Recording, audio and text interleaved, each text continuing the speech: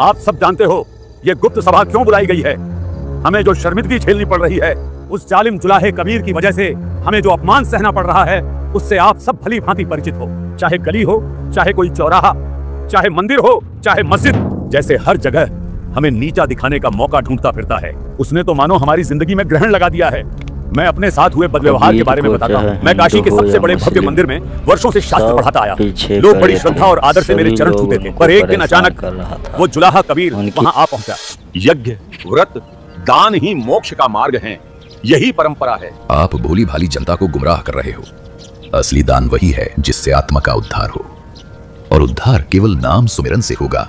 जुलाहे, तू वेदों का अपमान करता है। मैं वेदों का अपमान नहीं करता, मैं उनका सार कहता हूं। वेद भी यही कहते हैं कि मोक्ष नाम सुमिरन से है और परमात्मा साकार है, जिसका प्रमाण हमें ऋग्वेद मंडल 9 सूक्त 82 मंत्र 1 में मिलता है। हमें सिर्फ उसी परमात्मा की भक्ति करनी चाहिए। झूठ बोलता है ये, झूठ है ये। सोचो, मेरी इज्जत मेरे ही मंदिर में मिट्टी में मिला दी। लोग मुझे छोड़कर उसी जुलाहे की जय जयकार करने लगे। और सोचो भाइयों, मेरे साथ क्या हुआ। मैं काशी के चौक पर सैकड़ों लोगों के बीच बैठा था, सब मेरे श्लोक सुन रहे थे। तभी ये नीच जुलाहा कबीर वहां आ धमका। धर्म परंपरा से चलता है, जो पीढ़ियों से होता आया वही सही रहा है। पंडित जी, क्यों भोली जनता को बहका रहे हो? हम तो युगों से जनता का मार्गदर्शन करते आए हैं। हम तो परंपरागत गुरु हैं। कबीर, तू क्या जाने परंपराओं को। तू तो न हिंदू है न मुसलमान। त्योहार, यात्रा, व्रत और तीर्थ स्नान, यही मोक्ष का मार्ग है। व्रत करने से मुक्ति हो तो अकाल पड़े क्यों मरते हैं? तीर्थ जल में कच्छ और मच्छा जीव बहुत से रहते हैं। ये सब चीजें तो हम जैसे सच्चे गुरु ही बता सकते हैं। भाइयों, सतगुरु वही होता है जो शास्त्रों के अनुसार ज्ञान दे। व्रत करने से मुक्ति नहीं होती पंडित जी। गीता अध्याय 6 श्लोक 16 में भी लिखा है, ये साधना ना तो ज्यादा खाने वाले की, ना बिल्कुल न खाने वाले की सफल होती है। बिल्कुल न खाना मतलब व्रत रखना, अर्थात ये व्यर्थ है। ये जुलाहा झूठ बोल रहा है। गीता में ऐसा कुछ नहीं लिखा है। ये जुलाहा मुझे चौक में नीचा दिखा गया। मेरी विद्या, मेरा मान सब मिट्टी में मिल गया। भाइयों, इस कबीर ने तो हमारा जीना हराम कर दिया है। हिंदू धर्म की जड़ें खोखली कर दी। केवल हिंदू ही नहीं, ये जुलाहा मुसलमानों को भी नहीं बख्श रहा है। सुनो, मेरे साथ क्या हुआ। ये अल्लाह का घर है। जो मक्का गया, हज अदा किया, अल्लाह के लिए कुर्बानी दी, वही नेक और परहेजगार माना जाएगा। यही असल ईमान की निशानी है। मुल्ला जी, मक्का, काशी, काबा सब पत्थर हैं। यहाँ अल्लाह नहीं बसता। असली काबा तुम्हारा दिल है। अगर दिल में खुदा बस जाए तो वही हज है, वही रोजा है। अगर खुदा दिल में नहीं तो उसके लिए 1000 हज भी व्यर्थ हैं। कुर्बानी करनी है तो अपने गुनाहों की करो। नबी मोहम्मद नमस्कार है। राम रसूल कहाया, 1,80,000 को सौगंध जिन नहीं करत चलाया। रोजा बंग नमाज दी थी, बिस्मिल की नहीं बात कही थी। बेजुबान जानवरों को कत्ल करने से अल्लाह तुमसे नाराज हो जाते हैं। ये हमारी इज्जत मिटा देगा। हज व्यर्थ बता रहा है और बिस्मिल करने को गुनाह। अल्लाह के पास जन्नत में जाने का यही रास्ता है। भाइयों, ये जुलाहा तुम्हें गुमराह कर रहा है। नहीं मौलवी जी, गुमराह तो आप कर रहे हो इन भोले भाले लोगों को। इसका इल्म किसी बाखबर से पूछ देखो, वही आपको संपूर्ण जानकारी देगा। बाखबर संत ही बताएगा कि वो अल्लाह कबीर कौन है, जिसने 6 दिन में सृष्टि की रचना की और अपने निजलोक में तख्त पर जा विराजा। कबीर जी को तो सच में कुरान का गहरा इल्म है। भाइयों, हमारी मस्जिदों में घुसकर ये हमारी आबरू मिटा रहा है। हिंदू हो या मुसलमान, ये सबका दुश्मन बन चुका है। ना तो इसकी हिंदुओं से राम राम है और ना ही मुसलमानों से सलाम। ये कबीर मारे से मरता नहीं, ज्ञान में हारता नहीं। अब हम करें तो करें क्या। हमारी इज्जत मिट्टी में मिल गई। लोग हमें छोड़कर उसी की जय जयकार करते हैं। बस अब बहुत हुआ। लो, हम सब यहीं आत्मदाह कर लेते हैं। जहर खाकर अपनी जान दे दें। ऐसी जिल्लत की जिंदगी जीने से अच्छा है मौत। हौसला रखो, मौत समाधान नहीं है।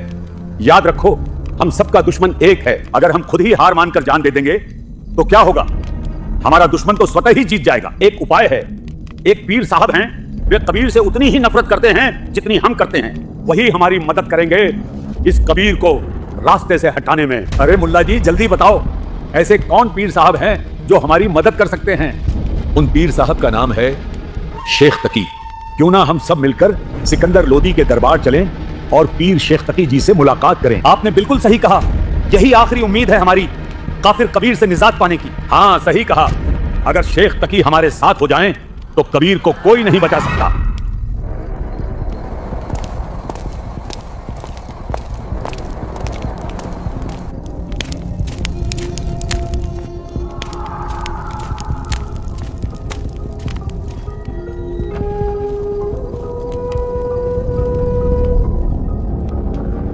अरे धर्म के रखवालो, मेरे पास कैसे चले आए? सब खैरियत तो है? धर्म के रक्षक तो आप हैं पीर साहब, धर्म पर बहुत बड़ा संकट आन पड़ा है, इसलिए आपकी शरण में आए हैं पीर जी।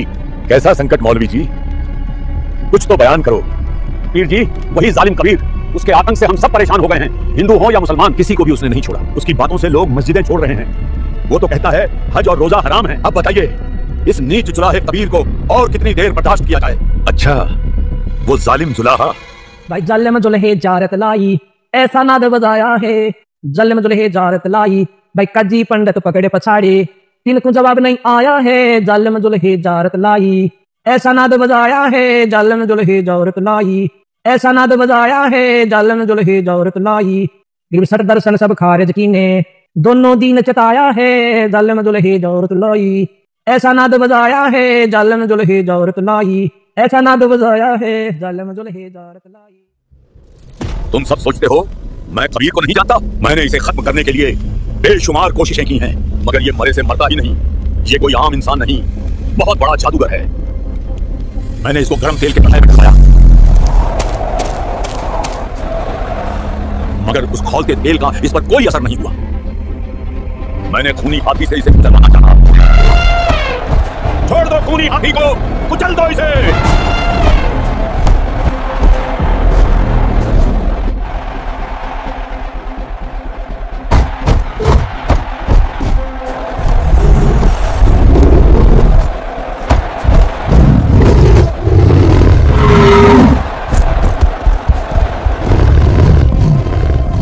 फिर से मोड़ इसे, दोबारा तोड़ा इसे उस चुराहे पर।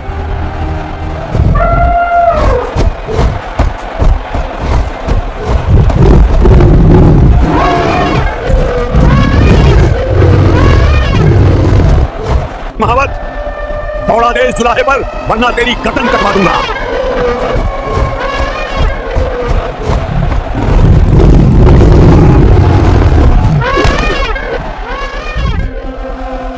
जैसे ही महावत ने हाथी को कबीर परमात्मा की ओर कुचलने के लिए मोड़ा, परमात्मा ने अपनी शक्ति से एक गहरी सिंह को प्रकट किया, जो केवल उस हाथी को दिखाई दे रहा था। हाथी भयंकर सिंह को देखकर कांप उठता और भयभीत होकर मैदान छोड़कर भाग जाता है। पर जब महावत बार बार हाथी को सताने लगा, तो पूर्ण परमात्मा ने करुणा स्वरूप वो सिंह महावत को भी दिखा दिया।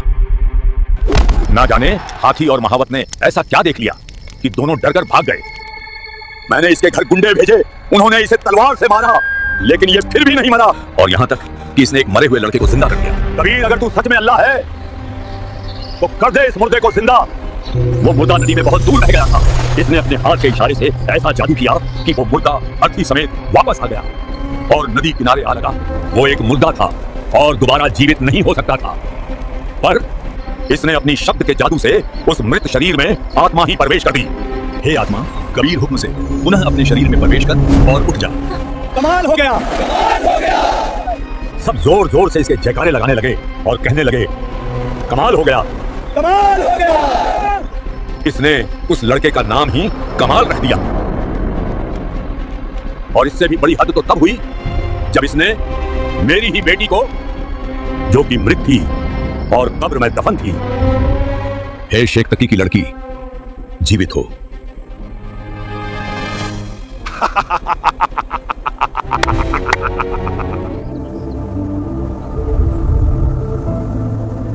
हे शेख तकी की लड़की, जीवित हो जा।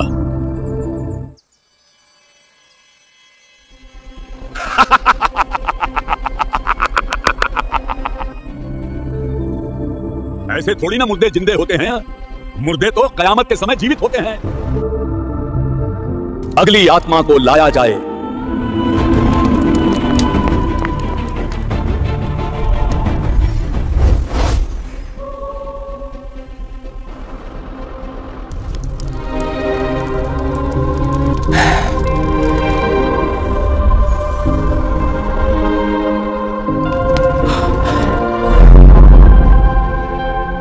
कमाली अपने पूर्व जन्म में राबिया थी, वही राबिया जिसने पूर्ण परमात्मा कबीर जी की शरण ग्रहण की थी। पर समाज की देखा देखी में उसने वो सच्ची भक्ति केवल 4 वर्ष निभाई और फिर सत भक्ति त्याग कर समाज में प्रचलित साधनाओं में लौट गई। उस सत भक्ति के कारण राबिया वाली आत्मा को लगातार 3 मनुष्य जन्म और मिले। राबिया के बाद वो बांसुरी नामक प्रसिद्ध गायिका बनी, फिर एक गणिका के रूप में जन्मी और अंततः तीसरे जन्म में उसने शेख थकी के घर बेटी रूप में जन्म लिया। जब कमाली का जीवन काल पूर्ण हुआ और उसका लेखा जोखा धर्मराज के दरबार में किया जा रहा था, तभी पूर्ण परमात्मा कबीर साहिब वहां प्रकट हुए और अपने शरणागत को धर्मराज के बंधन से मुक्त करा ले गए। हे आत्मा, तू जहां कहीं भी है, कबीर हुक्म से पुनः इस शव में प्रवेश कर और जीवित हो जा। उसे भी जीवित कर दिया। सब लोगों ने जोर से कहा, कमाल हो गया, कमाल हो गया, कमाल हो गया। सभी जोर जोर से इस जुलाहे के जयकारे लगाने लगे। जीवित होते ही मेरी ही बेटी ने मुझे बाप मानने से इनकार कर दिया और इस जुलाहे को ही अल्लाह बताने लगी, इसी को अपना असली पिता बताने लगी। इस जुलाहे ने उसका नाम रखा कमाली। ये मुर्दों तक को जीवित करने की शक्ति रखता है, रूहानी शक्तियों में इसका कोई मेल नहीं, ये हराया नहीं जा सकता। अब हम क्या करेंगे? कोई तो समाधान हो। मैंने देख लिया, ये मारे से मरता नहीं, तलवार, तेल, हाथी, कुआं, इस पर कुछ असर नहीं करता।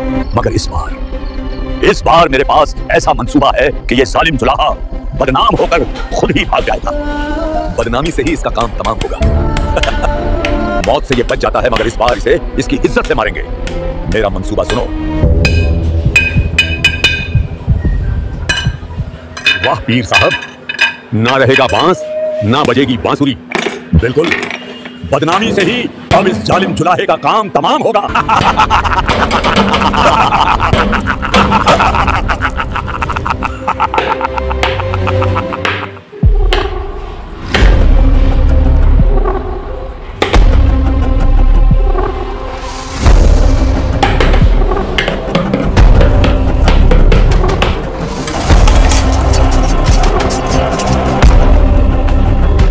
सभी जगह चिट्ठी पहुंचाने के लिए अपना सारे आप सबको पता है आपको किस काम के लिए इकट्ठा किया गया है।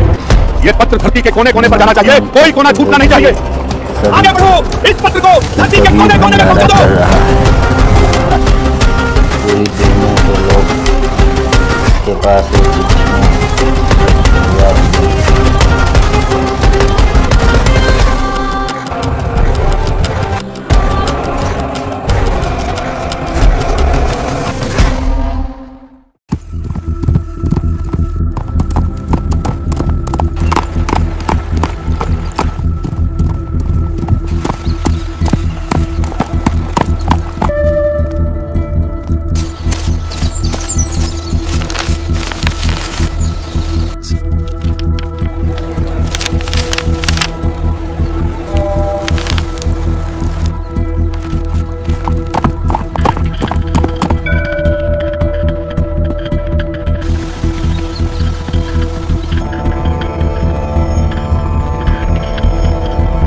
कबीर सेठ पुत्र नूर अली अंसारी जुलाहों वाली कॉलोनी काशी शहर में 3 दिन का धर्म भोजन भंडारा कर रहे हैं।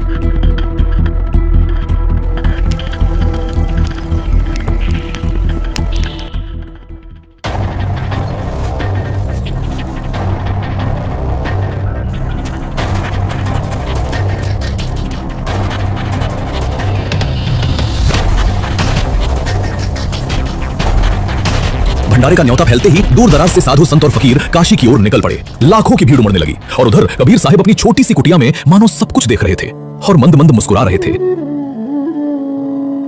हे गुरुदेव, आप थक गए होंगे, कृपया अब थोड़ी देर विश्राम कर लीजिए। रविदास जी बचपन से ही भक्ति में विशेष लगन रखते थे। जब वे कबीर साहिब के संपर्क में आए तो सच्ची साधना करने लगे और समाज में फैले पाखंड का घोर विरोध करने लगे। वे कबीर साहिब की वास्तविकता से भली भांति परिचित थे कि कबीर जी ही पूर्ण परमात्मा हैं। इसलिए वे अपना अधिकतर समय गुरु रूप में प्रकट हुए परमेश्वर के साथ ही बिताते थे। हे परवरदिगार, दास के लिए कोई आदेश हो तो बताइए मालिक। नहीं रविदास, अब तुम भी जाके आराम करो। जो आज्ञा गुरुदेव भगवान। रविदास जी परिस्थितियों से अनजान शांत भाव से अपनी कुटिया की ओर लौट जाते हैं। उधर अंतर्यामी पूर्ण परमात्मा कबीर साहिब मंद मंद मुस्कुरा रहे हैं, मानो आने वाले षड्यंत्र को स्पष्ट देख रहे हों।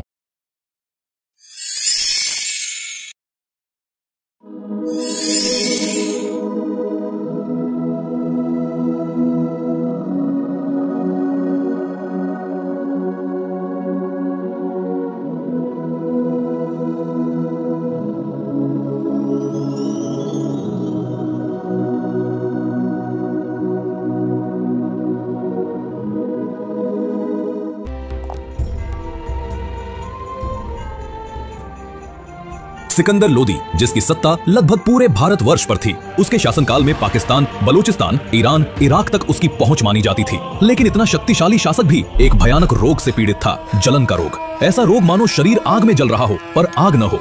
न ठीक से खा सकता था, न पी सकता था। बड़े बड़े हकीम, मौलवी, पंडित बुलाए गए पर कोई इलाज न कर सका। और वही रोग पूर्ण परमात्मा कबीर साहिब के केवल आशीर्वाद रूपी हाथ रखते ही मिट गया।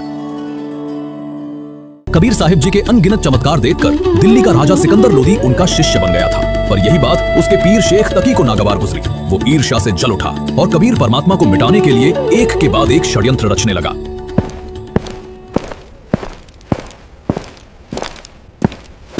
आइए पीर जी, कैसे आना हुआ? महाराज, क्या आपको मालूम नहीं, आपके गुरुदेव काशी में बहुत बड़ा भंडारा कर रहे हैं। आपके नाम भी चिट्ठी आई है। क्या आप वहां नहीं जाएंगे महाराज? क्यों नहीं? मेरे गुरुदेव भंडारा करें और मैं न जाऊं, ये कैसे हो सकता है? सैनिकों, हमारी यात्रा की तैयारी करो, हम तुरंत काशी चलेंगे। राजा सिकंदर लोदी अपने हाथियों और सेना के साथ काशी की ओर रवाना हुआ और शेख तकी, षड्यंत्र का सूत्रधार, उसके पीछे पीछे चला।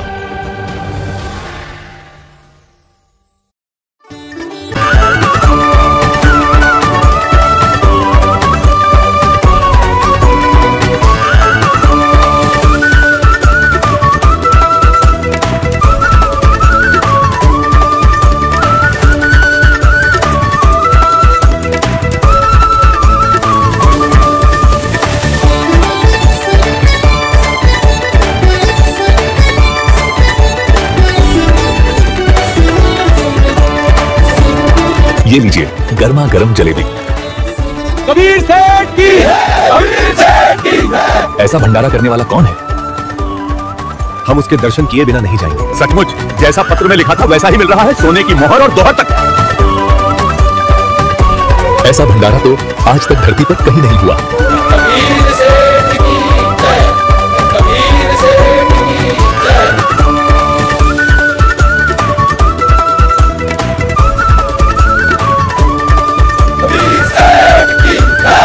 हे अल्लाह, ये कैसा मनमोहक भंडारा है।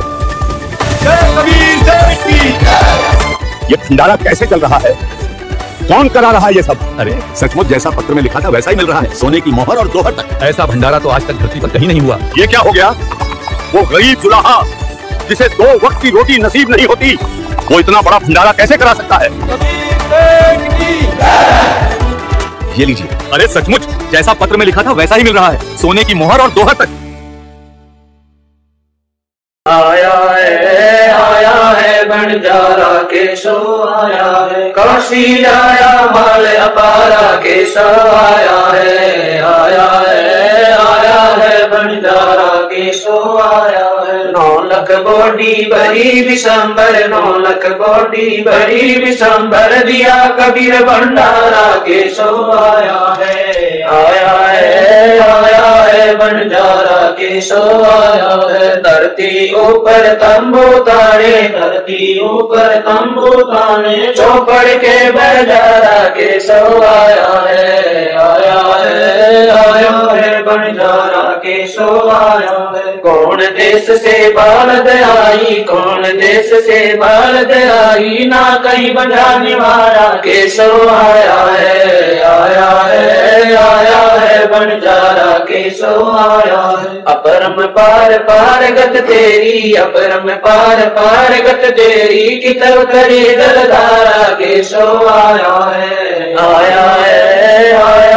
बंजारा केशो आया है। साहूकार नहीं कोई जाकर, साहूकार नहीं कोई जाकर, काशी नगर मजारा केशो आया है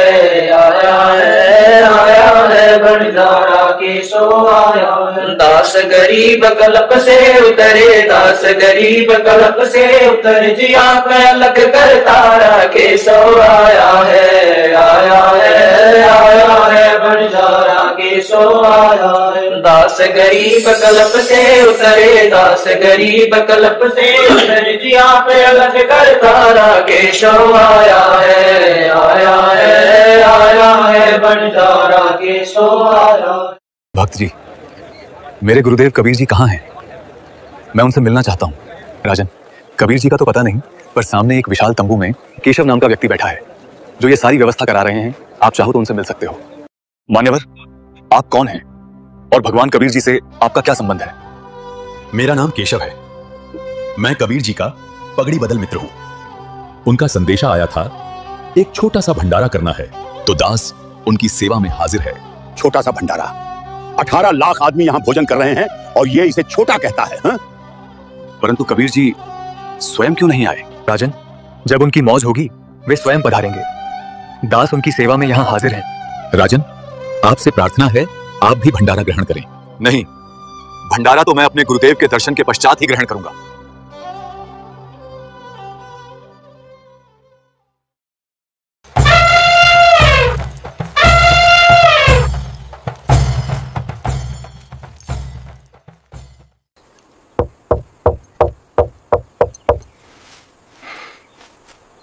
हे गुरुदेव, लगता है ये लोग आपको ढूंढते ढूंढते यहां तक भी आ पहुंचे।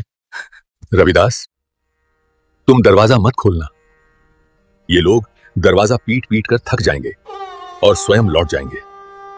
दरवाजा खोलिए गुरुदेव, आपका दास सिकंदर लोधी आया है। राजन, मैं बहुत दुखी हो चुका हूं। किसी ने मेरे नाम से झूठी चिट्ठी बांट दी है।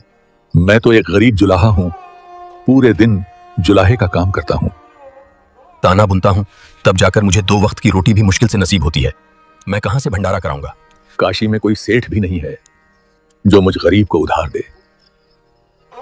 सिकंदर, मैं इन रोज रोज के इन षड्यंत्रों से परेशान हो गया हूं। आज रात होते ही मैं अपने परिवार को लेकर इस नगर को छोड़ दूंगा।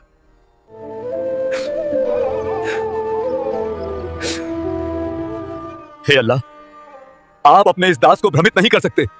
दास जान चुका है कि आप कौन हैं। बाहर आपकी मनमोहक लीला चल रही है।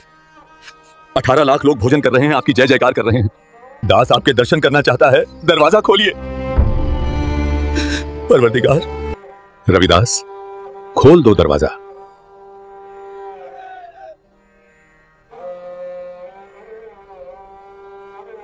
गुरुदेव, मेरे परवरदिगार, आप ही अल्लाह, आप ही मालिक हैं।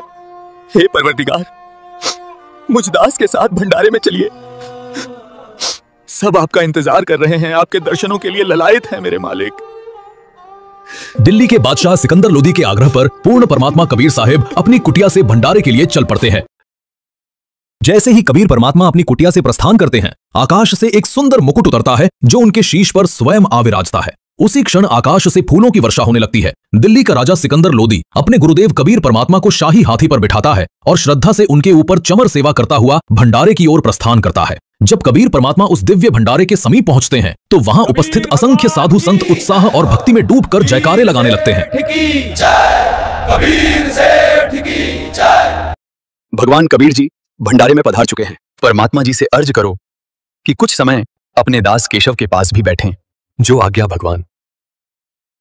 वहीं भंडारे के मुख्य तंबू में विराजमान कबीर परमात्मा के ही दूसरे स्वरूप केशव जी को यह दिव्य समाचार मिलता है। केशव जी तुरंत एक सेवक को भेजकर परमात्मा से तंबू में पधारने का आग्रह कराते हैं। जैसे ही कबीर परमात्मा तंबू में प्रवेश करते हैं, आकाश से एक अद्भुत स्वर्णमय सिंहासन उतरता है।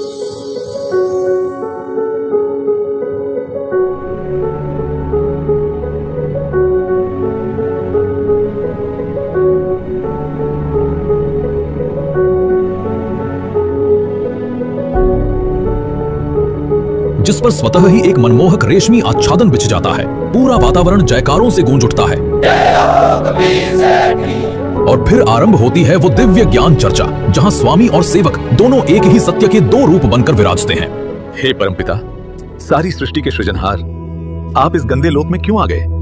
हे परमात्मा, आपने इस जीव लोक के लिए वो हंसलोक सतलोक क्यों छोड़ दिया? सतलोक में दूध की नदियां बहती हैं, अविनाशी बाग हैं, गगन में दिव्य फव्वारे झरते हैं। वो सब छोड़कर आप यहां क्यों आए इस जीवलोक में? यहां तो झूठ है, कपट है, छल है, द्वेष है। आप इनके भले की सोचते हो, पर ये आप ही के लिए बुरा सोचते हैं। आपके लिए रोज षड्यंत्र रचते हैं, फिर भी आप इनके बीच रहते हो। हे सृजनहार, आप ये सब कैसे सहते हो? यहां सतलोक जैसा कुछ भी नहीं है। ना गगन में फव्वारे हैं, ना ही अविनाशी बाग, ना दूध की नदियां हैं, ना ही आनंदमयी छटा। ना तो यहां नूर के नगर हैं, ना ही हीरे पन्ने जड़े हुए पहाड़। इस जीवलोक का हाल देखकर मेरा मन चिंता से व्याकुल हो उठा है। यहां तो एक पल भी बिताना मुश्किल है। मैं तो पागल जैसा हो रहा हूं। पर आप इन जीवों के बीच ही रह रहे हो, ऐसी घृणित स्थिति में, वो भी इनके ही भले के लिए। धन्य है परमात्मा आप इन दुष्ट प्राणियों और इनके इस गंदे लोक को क्यों नहीं त्याग देते, क्यों नहीं छोड़ देते। मेरी अर्ज है मालिक, अपने उस अमर लोक सतलोक में लौट चलिए। सुनो केशव, अब मैं तुम्हें वास्तविक बात बताता हूं। केशव, मेरा प्रवेश सर्वलोकों में है और मैं सभी लोगों का धारण पोषण करता हूं। जैसे चुंबक में लोहे को अपनी ओर खींचने की शक्ति होती है, पर यदि लोहे में जंग लग जाए तो चुंबक भी उसे खींच नहीं पाता, वैसे ही जब आत्मा पर पाप की परत चढ़ जाती है तो उसका मेल परमात्मा से नहीं हो पाता। पाप के कारण आत्मा परमात्मा से दूर हो जाती है। हे केशव, सर्वप्रथम मैं इन जीवों को ऐसा मंत्र दूंगा जिससे इनके पाप का नाश होगा, और फिर मैं इन्हें अपने साथ वैसे ही जोड़ लूंगा जैसे चुंबक जंग रहित लोहे को अपने साथ जोड़ लेती है, और फिर इन्हें अपने साथ वापस सतलोक ले जाऊंगा। हे परमात्मा, आप इनसे भक्ति कराना चाहते हैं, पर सोचिए ये कैसे आपका नाम जपेंगे इस नरक रूपी हाड़ चाम के शरीर में। इनके भीतर कैसे भक्ति का भाव उत्पन्न होगा इस अशुद्ध देह में। वास्तव में ये शरीर तो नरक का पात्र है। इनके शरीर में गंदगी भरी पड़ी है, खून, पेशाब, विष्ठा सब भीतर लिए घूमते हैं। फिर भी ये जीव घमंड और अहंकार लेकर चलते हैं। इस जीवलोक की धरती ऐसी है कि यहां तो एक कदम रखने पर भी दंड लगता है, पाप लगता है। कितने सूक्ष्म जीव तो पैरों तले कुचलकर मर जाते हैं। फिर भी ये जीव अपने पापों से अनजान अहंकार में जीते हैं। ये मनुष्य तो बहुत ही गंदे हैं, हमेशा झगड़ा करने को उतारू रहते हैं। यम हमेशा इनके सिर पे बैठा है, फिर भी दिन रात व्यर्थ में मगन होकर घूमते हैं। मौत हर घड़ी इन्हें घेरती है, फिर भी इन्हें घमंड है, अभिमान है। ये जीव तो आपके साथ बुरा करने में कोई कसर नहीं छोड़ते, और आप फिर भी इनका भला चाहते हो। हे परमात्मा, मैंने आप जैसा साधु कहीं नहीं देखा, ना ही आप जैसा परमार्थी। मेरी अर्ज है मालिक, अपने उस अमर लोक सतलोक में लौट चलिए। केशव, तुमने पूछा था कि इस हाड़ चाम के शरीर में जो गंदगी से भरा है, इसमें भक्ति कैसे पनपेगी। तो सुनो, जिस प्रकार इस ही हाड़ चाम के शरीर में रक्त और मांस के बीच भी अमृत स्वरूप दूध उत्पन्न होता है, वैसे ही इस शरीर में भक्ति भी पनपेगी। वो भक्ति सिर्फ मेरे द्वारा दिए गए मंत्र से बनेगी, और वही मंत्र जीवों को इस काल लोक से छुड़ाकर परम लोक सतलोक तक पहुंचाएगा। केशव, मैं हर युग में आता हूं, सतयुग में सत सुकृत नाम से, त्रेता में मुनिंदर नाम से, द्वापर में करुणामयी नाम से, और कलयुग में अपने वास्तविक नाम कबीर नाम से। इसके अतिरिक्त भी मैं साधारण साधु संत की भूमिका निभाकर जीवों को सतभक्ति का ज्ञान देने की कोशिश करता हूं। पर ये जीव ये एक नहीं समझते, ना मेरा ज्ञान सुनना चाहते हैं, बल्कि मेरी बात को न समझकर मुझे ही मारने दौड़ते हैं। हे केशव, मैं अलग अलग भेष धरकर कभी जिंदा महात्मा, कभी साधु, तो कभी फकीर बनकर घर घर गया। इन सभी जीवों ने काल द्वारा फैलाया हुआ अज्ञान इतना अधिक सुना है कि मेरे द्वारा दिया गया सत्ज्ञान इन्हें कड़वा लगता है। जैसे जैसे जीव इस सत्ज्ञान को समझने और स्वीकारने लगता है, मैं उसे वास्तविक मंत्र देता हूं और इस काल लोक से मुक्त करा देता हूं। इसलिए मैं बंधनों से मुक्त कराने वाला बंदी छोड़ भी कहलाता हूं। केशव और परमात्मा की ये चर्चा 8 पहर तक चली। ये ऐसा चमत्कार था कि मैदान में उपस्थित प्रत्येक व्यक्ति इस चर्चा को सुन पा रहा था। कबीर साहेब की जय, केशव सेठ की जय। परमात्मा के सत्संग को सुनकर लाखों व्यक्तियों ने नाम लिया और उनकी जय जयकार की। पर कहते हैं ना, दुष्ट ना छोड़े दुष्टता। राजन, चलो चलो, ये कौन सा भंडारा है ऐसे ऐसे भंडारे तो हम 100 कर दें। ये तो महोछा है, तमाशा है बस। शेख तकी ने कबीर परमात्मा पर जुल्मों की हद पार कर दी थी। उसने अनगिनत षड्यंत्र रचे, पर इतना बड़ा चमत्कार देखने के बाद भी वो ईर्ष्या के वश होकर कबीर परमात्मा के खिलाफ ही बोला, और ये गलती उसकी आखिरी गलती बनने वाली थी। उसी क्षण उसे मानो लकवा मार गया। उसकी सुनने और बोलने की शक्ति छिन गई। वह गूंगा बहरा हो गया।